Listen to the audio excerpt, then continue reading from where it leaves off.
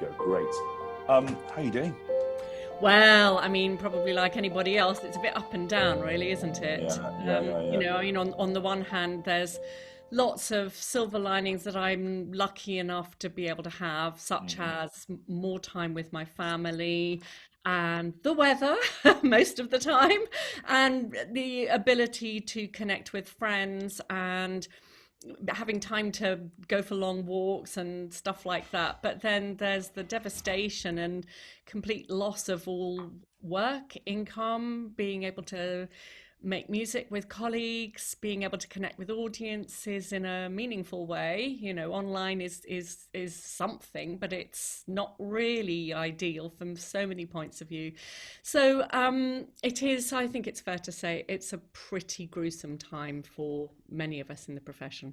Have you been managing to kind of keep your focus professionally? Have you been practicing? Have you been, doing the things that you would normally do, or some of them? No, not. I mean, I know I'm not alone in this because all my friends on Facebook are bemoaning their lack of motivation. They're worrying about it. They're wondering where their mojo has gone and why they can't. And I mean, the thing is, it's not that we don't want to play. It's just that the excitement and the looking forward to the end product bit has gone. And so it's almost painful, actually. Yes. Do your freelance friends, do they feel as I do, and do you feel this, that there's a slight problem here about communicating what we do to the public and helping the public to understand that it is both our love and our passion, but it's also our job. It's how it's how we pay our mortgages and our rent and put food on the table. It's not just our hobby. Yeah. I do think that there is a disconnect between what people understand of our lives and what our reality is. Yes. I don't know a single person who works for a living that can exist on no income for months and months and months on end without taking out loans or dipping into any savings. But I mean, Yeah. many musicians, such as myself, we are freelancers, we do our work, we get paid for it, and we then take a lump sum or we accumulate a sum to pay our tax bill that will be coming up twice a year. And so, I mean, that is why I have been quite active on Twitter recently to I've make seen. a plea for somebody to make something happen for freelancers who are in my position, and I know there are many of them, so it's not just me acting selfishly. I know numerous people who are in this exact position. And of course, the irony is that we all know that in 2 years' time, when this year's tax bill is due, we are going to get money back because we Yes. have overpaid. Now, my point is this, that if we are going to be given money back in 2 years' time, how about that is taken into allowance now or in January and offset against all the money that we have not been able to earn that we would have been paying tax on because we won't be paying tax on it because we haven't been able to earn it. So the time that would be jolly useful to have the rebate is not in 2 years' time, but it is in January to alleviate our tax liabilities at that point in time because we won't have the money to pay it anyway. Well, this is the kind of creative thinking that I wish the government would employ when they think about people in our industry working freelance. I mean, Rishi's meal vouchers in August, that's a very creative scheme, but I wonder why the government haven't yet been able to employ this kind of creative thinking for freelancers. I think it's because they've had other things on their mind. Mm. I mean, I suppose they've been a little bit perhaps rabbit in headlights. I mean, it is a huge and unprecedented situation that they've been faced with. And as often happens with the arts, we are sadly the last people who are considered, which is not only insulting, but it is also rather short-sighted because we earn an awful lot of money for the government. And so, in fact, they are basically cutting off an income stream that they might rather like. Yes. Now, do you think that if we if we continue to ask the government and continue to impress upon the government that actually there are desperate straits still being faced by people working in the performing arts, is there a danger that the government and the public at large will say, but wait a minute, you just had a massive bailout. What about the 1.57 billion that was announced on Sunday? Yes, of course. And this point has been made by quite a few people, but it's worth making again. Whilst everybody is completely thrilled at the money that has been offered to the, parts of this profession, the people that the audiences are coming to see are by and large freelancers. An awful lot of orchestras are made up of freelancers, or at least bulked out by freelancers. And of course, any actor, I mean, just so many people are not employed by anybody at all. Yes, and And also a lot of people behind the scenes, all the in the opera, the yes, technicians and the yes, costume people and the makeup artists and the lighting designers, they're all working as exactly, freelancers. exactly. Do you think that if when you go on the media and do interviews, instead of introducing you, saying, we're delighted to welcome world famous violinist Tasmin Little, if they said, we're delighted to welcome small business owner Tasmin Little. Well, I mean, it would probably actually be extremely accurate. Yes. Perhaps not quite as flattering or romantic, and perhaps not exactly conveying precisely what I do for a living. But yeah, I am, well, I mean, I am self-employed, but I am a sole trader. Yeah. And, that is a fact. Yes. And you work in lots of countries around the world where they fund their arts in different ways. Yes. Do you agree with me that we in the UK have always had a problem that we fall between two stools? We neither have the state-backed model of Europe, particularly Germany, nor do we have the philanthropic culture of the States. We're Yeah. neither fish nor fowl.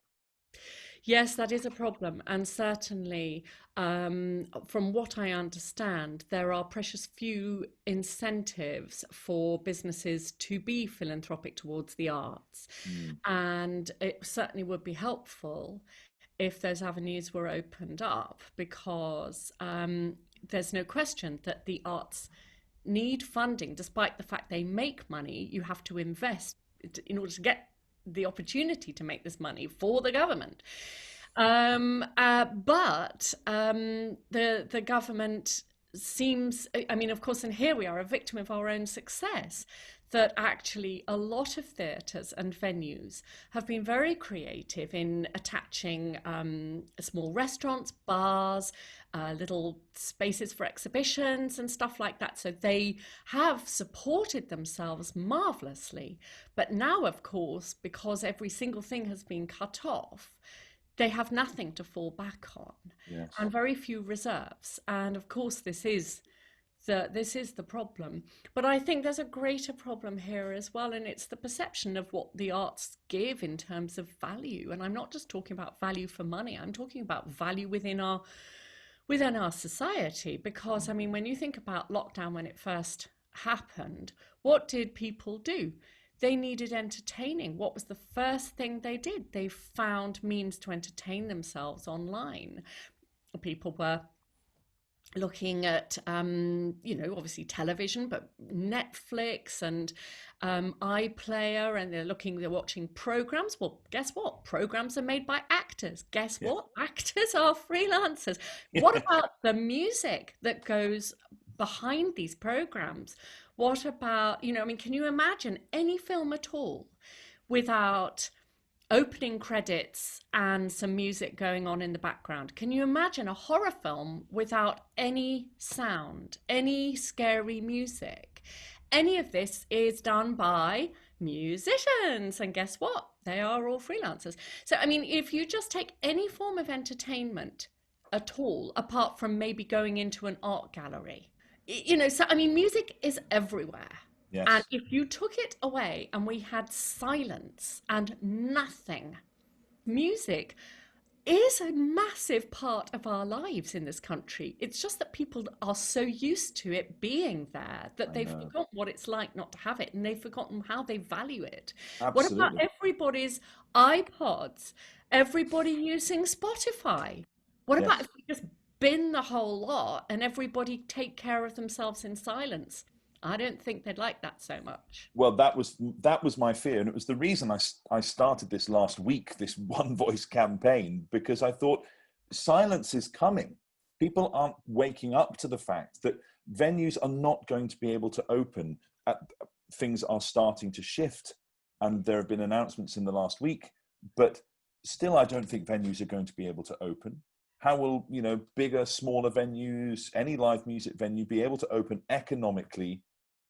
People are going to have to live in silence, and they're not going to want it. And actually, that brings me on to something else I wanted to ask you about, which is amateur music making. Because although the government have changed the guidance yesterday and said, okay, a small number of professionals, and I'm a singer, so I'm particularly interested in that. Although the government has said, okay, small numbers of professionals can get together, there is still no sign of when amateur choirs are going to be able to get together. And people email me and say, I rely on my choir to get me through the week. It's the thing that I look forward to in my week. It's how I see my friends. It makes me feel good. When am I going to have this experience again? I had exactly the same experience. An amateur violinist who leads his local orchestra was in touch with me because he was missing his orchestra so much. So he asked if I would give him a little online lesson, which I did, because he just couldn't bear not to make music and not to have something to practice for. And I know that one. And so, he thought that that would give him the impetus, and hopefully it did, and I think it did. But yes, I absolutely know that so many people turn to the arts, dance classes, and obviously amateur music making, singing, all sorts, painting classes, whatever. Yeah. People in this country just do love the arts. It's just they don't quite realize exactly what it's giving them, and I think it's really important that everybody does wake up to the fact that it just might be really ebbing away faster and faster. And Yes. we know, because we're professional musicians, we know how long it takes to learn how to sing properly, play properly. I mean, years and years and years of discipline and training. And there's very few other professions, maybe dance, maybe ballet, where you spend 15 minimum years learning how to perfect your craft to the extent that everybody thinks that they can do it, and they don't realize how difficult it is until they pick up a violin and they go, oh, how come my sound is so horrible? Oh, you actually have to learn to use the bow. Yes. All of these sorts of things. And I just find that it is, if you think of any other kind of craft where people have spent years and years learning how to perfect something, I just think that there's such a lack of knowledge as to really what each of us has done in order to get really, really good, so that we can give people their hour and a half on a Thursday evening, their hour and a half of really beautiful, top quality music. Yes.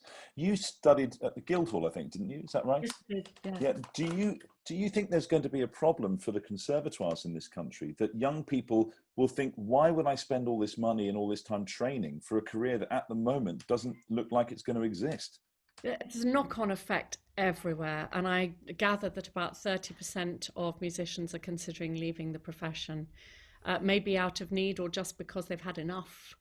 And all the people who are graduating from music college this year, my heart absolutely goes out to them. Uh, Yes. it is a dreadful time to be trying to start up a career. Um, and yeah, the music colleges, because of course we've got all of the implications of Brexit coming as well, where students might decide to go elsewhere other than here to the UK to further their study. And then there'll be people who hoped that they would go to music college, but actually, when they see the way that people are neglected in the arts, who can blame them for wanting to have what might be considered a more worthwhile or safe profession? If you had to pick between the European model of state funding and the American culture of philanthropy, if you said, I have to choose one of those and that's where the UK needs to go, which one would you pick? Oh, I don't think I'd be alone in this. I mean, I do think it should be state funded. Um, because it's also, I mean, first of all, bearing in mind the fact that the state benefits from it, why not fund it actually? But also, I think we're back to this thorny issue again of how much we are valued. And apparently, we are the life and soul of the country. Well, if we're the life and soul of the country, the defibrillator has been used elsewhere for a long time. And so we're out stone cold at the moment. And I just think we aren't really truly valued. When we're gone, if it gets to that, then people might suddenly realize what has been lost. But I think the hope is that we might not ever get to that stage. And I mean, I do feel glad that this support has been given recently, and it is a huge thing, and I think we mustn't, in all our fear over freelancers, it is important to recognise what has been done and to say thank you for that, because that is incredibly important. But obviously, as we both know, because we need content to put in these venues, and because for quite a long time people are probably not going to be able to travel to this country without either being quarantined or without an enormous amount of red tape. Mm. We are going to need musicians from this country to supply the content for our venues. So from every point of view, we must support the musicians who are in this country. Do you see any silver linings on any cloud right now? Quite difficult, to be honest. I mean, I am struggling here, but I suppose the fact that it has forced a lot of musicians to be very creative as to how they connect with their audience. But even that is not a true silver lining, because even that has underlined a lot of people's assumption that they should just be able to see all of this for free, because people have put so much stuff online for free. And so the more people see stuff for free, the more they assume it should be for free. So that's not a silver lining, it's a sort of grey area, basically. Maybe that's the best we can hope for at the moment. Tasmin, I shouldn't take up any more of your time. Thank you so much for talking to me. I really appreciate it. It's great to hear your thoughts on all of this. Thank you. Yeah, well, good luck with it all. Thank And, thanks for doing what you're doing. And yeah, let's just keep fingers crossed. They are firmly crossed. Yes. Thank you very much indeed. Okay. It's lovely meeting you. All right, all the best. Take Bye. care. Cheers. Bye. Bye. Bye.